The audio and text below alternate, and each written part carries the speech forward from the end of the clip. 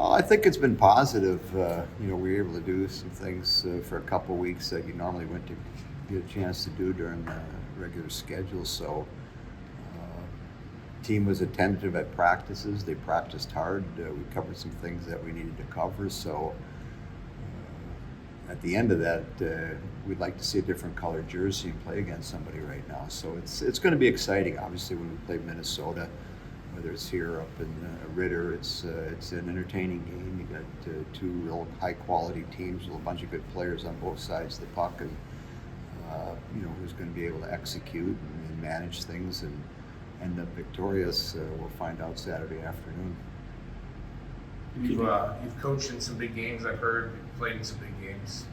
Couple of them. I mean, 2 or 3 at least. But it still gets you excited on Saturday when you wake up that it's Minnesota coming to town and you guys are going to score off them. I think so. I mean, I reflect, when you were playing and, you were playing one of your arch rivals. I was a freshman there going up to Minnesota the first time, or to North Dakota.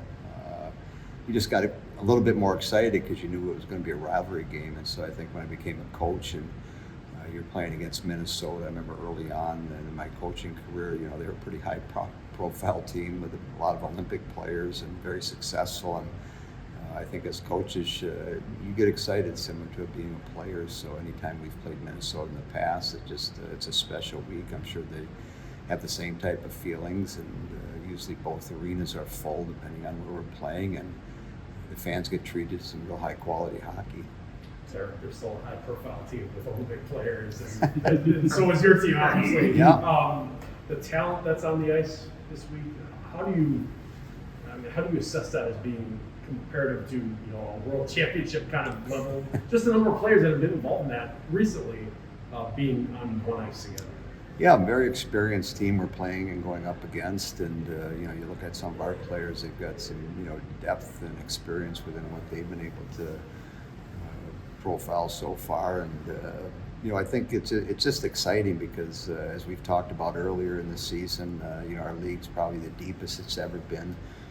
Obviously, we got some teams in the top 5, and 3 of them are in the top 3, and rightfully so. I mean, each team, Ohio State, Minnesota, ourselves, are deep. They got quality players, and now who can manage the energy level and who can go out and execute a little bit higher than the other team and take advantage of some mistakes a group makes. So this is what you play for. I mean, it's obviously they had the weekend off last weekend. We've got a couple weekends off, and so the energy level should be high. I'm sure the building will be full, and this is sort of what you sign up for, whether you're a player or a coach. These are the weekends you look at.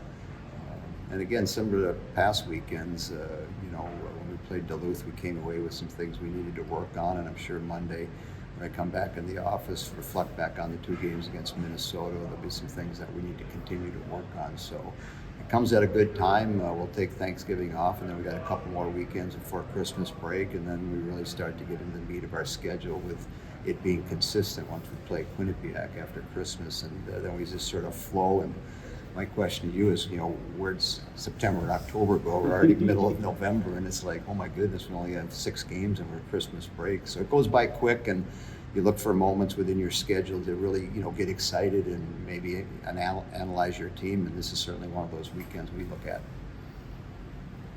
When Minnesota, obviously, that high team sound like the players that can really challenge a team offensively. What do you need from all of your players, not just defense, but forwards too, to have in mind when you know that kind of elite skill is coming at them?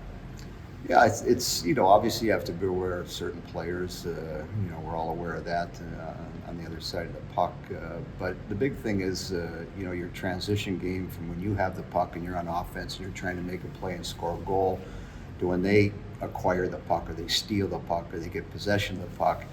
How quickly can I transition and put my defensive cap on and understand what my responsibility is? Or a quick transitioning team, and the quicker you transition into that defensive mode and not give up outnumbered situations. That'll be the biggest thing for us if we're going to be successful, is no 2-on-1s, eliminate any 3-on-2s, stay out of the penalty box and manage the puck in the neutral zone. If you're able to do those things, whether it's Minnesota or some of the other teams in our league, it gives you a better chance to win. If you're not very good in those areas and you're taking a bunch of penalties, well, you sign up for disaster pretty quickly. So there's certain things you have to do, and obviously when certain people get the puck, you have to really be able to play one-on-ones against them. And if you do that, you can contain them and you can eliminate some of their scoring opportunities they may get against you if you don't do a good job in those areas.